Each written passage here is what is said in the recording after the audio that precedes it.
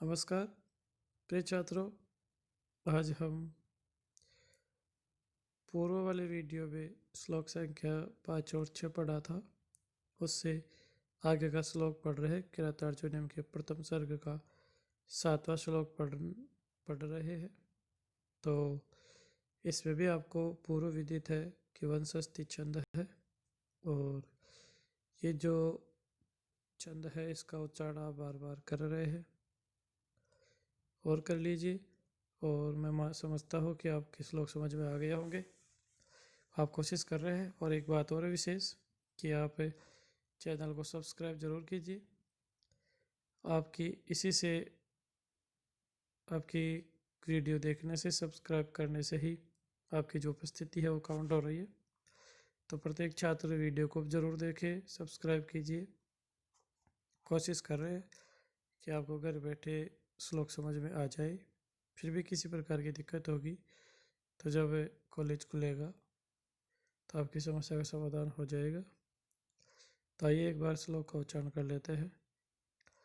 विसङ्गमानो भूत परभवम् नृपासनस्थो पिबनादिवासिन दूरोदरच्छद्मजिता समीहते नयेन चेतु जगति सुयोधन। इस प्रकार आप 2-3 बार पढ़ने का प्रयास कीजिए। अब आइए श्लोक को देखते हैं। तो इसका जो अन्वय किया जा रहा है वो सबसे अंतिम जो शब्द है सुयोधन है। यहाँ से इसका अन्वय उठा रहे हैं, ये इसका कर्ता हो जाएगा। बाकी इसके विशेषण है। तो सुयोधन का मतलब हो गया वैसे अच्छा योद्धा। तो ये दुर्योधन के लिए आया हुआ शब्द है। तो आपको पता है कि जो दुर्योधन था वो जो दुर्योधन था आपको पता है कि वह बाल्यकाल से एक अच्छा योद्धा था, इसीलिए उसका पूर्व नाम सुयोधन था। बाद में दुर्योधन ने जो अपने व्यवहार में जो दुराचार किया है, बुरे जो व्यवहार किया है, उसके कारण उसका नाम दुर्योधन पड़ गया। पूर्व में उसका नाम सुयोधन ही था। वही कवि ने यहाँ लिखा है कि जो सुयोधन है अर्थात दुर्योधन नृपासनस्थ है अपि। तो इसको खोल लीजिए। नृप आसनस्थ है। नृप अर्थात राजा, आसन का मतलब सिंहासन, बैठने का स्थान, और स्थ उस पर बैठा हुआ। तो नृपासनस्थ है, इसका अर्थ हो गया राजा के सिंहासन पर बैठा हुआ। अपि यानी भी, राज सिंहासन पर बैठा हुआ भी। कौन बैठा हुआ है? सुयोधन ने पहले जोड़ दिया। दुर्योधन जो वनेचर है वो राजा युधिष्ठिर को जो भी वनवास द्वैत वन में जो निवास कर रहे हैं उसको दुर्योधन की स्थिति के बारे में जो बता रहा है, तो वो कह रहा है कि जो सुयोधन अर्थात जो दुर्योधन है वह राज सिंहासन पर बैठा हुआ भी वनाधिवासी न है। वन अधिवासी न है, वन में निवास करने वाले, वन में रहने वाले। भवतः आपके, भवतः आपके, या वन में रहने वाले आप से। पराभवम पराजय, अपमान, पराजित होने के। विसंकमान है, आशंका करता हुआ, अर्थात वन में रहने वाले आपके द्वारा पराजित होने के भय करता हुआ। दुरोदर छद्म, दुरोदर छद्म जिता। दुरोदर अर्थात जुए के छद्म यानी छल से, जिता जीती हुई। तो जुए के छल से अर्थात जुआ खेलकर जो छल किया गया था उसके द्वारा जीती गई जगतीब पृथ्वी को। अब क्या कर रहा है? नये नीति के द्वारा, नीति कार्य से, अच्छे रास्ते से, अब बिना किसी छल कपट से, चेतु जीतने की, समीहते इच्छा करता है, चाहता है। अर्थात भाव यह है कि वनचर यह बता रहा है कि हे राजन, जो पूर्व में दुर्योधन ने आपसे जिस पृथ्वी को, जिस राज्य को जुए में छल कपट द्वारा जीत लिया है, अब वह स्वयं वह जो सिंहासन चला रहा है वह बिना किसी छल कपट का कर रहा है, और उस प्रजा का जो मन है वह नीति के द्वारा, अच्छे कर्मों के द्वारा सही सही काम करके जीतना चाहता है। ऐसी वह इच्छा कर रहा है कि मैंने जो छल कपट से जिस राज्य को जीता है वह राज्य अब बिना किसी छल कपट के नीति मार्ग से, सही रास्ते से प्रजा का भला करते हुए मैं जीत सकूं। इस प्रकार ये श्लोक आपके समझ में आ गया होगा।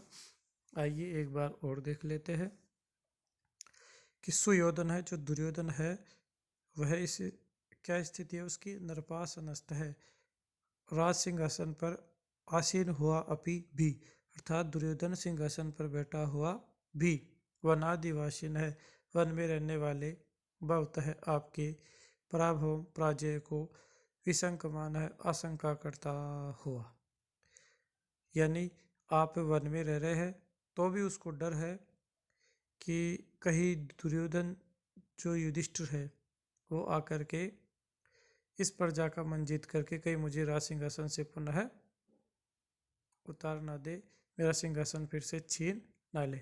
इस आशंका के भय से जुए में जीती हुई दुर्योधन जो छद्म है, अर्थात जुए के द्वारा जीती गई जो जगती है, जो पृथ्वी है, या जगती देखिए पृथ्वी के लिए आया है, पृथ्वी का पर्यायवाची है, तो उस जगती को नयेन नीति के द्वारा अच्छे कर्म से जीतना समीहते चाहता है। इस प्रकार श्लोक बहुत सरल है, समझ में आ गया होगा।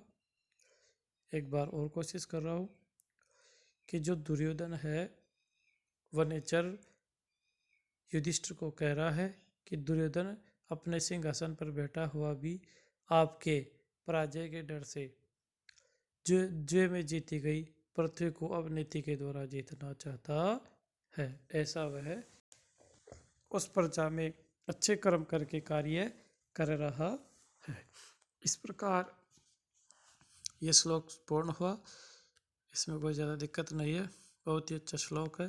इससे जो अगले वाला है वो देखते हैं, तो एक बार उच्चारण कर लीजिए।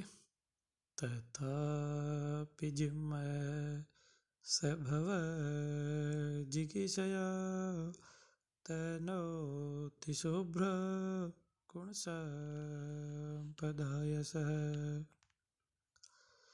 समो नयन भूतिमनार्य संगमात् वरं विरोधोऽपि सममहात्मभिः, वैर विरोधोऽपि सममहात्मभिः। ये जो अंतिम आकृति है ये सूक्ति है, वरम विरोधोऽपि समम महात्मा, बहुत अच्छी सूक्ति है। अभी अर्थ के साथ बताते हैं, तो आइए देखते हैं। इसका अन्वय तथापि से चालू हो जाएगा।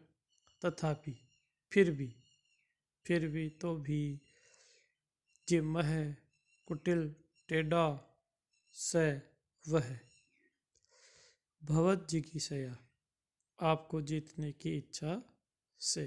इसमें समास है कि भवंतम जिगीषया, भवंतम जिगीषया, ये इसका द्वितीय तत्पुरुष समास हो गया, आपको जीतने की इच्छा से। फिर भवंतम का जो मूल शब्द है वो भवत शब्द है, भवत प्लस जिगीषया लिया।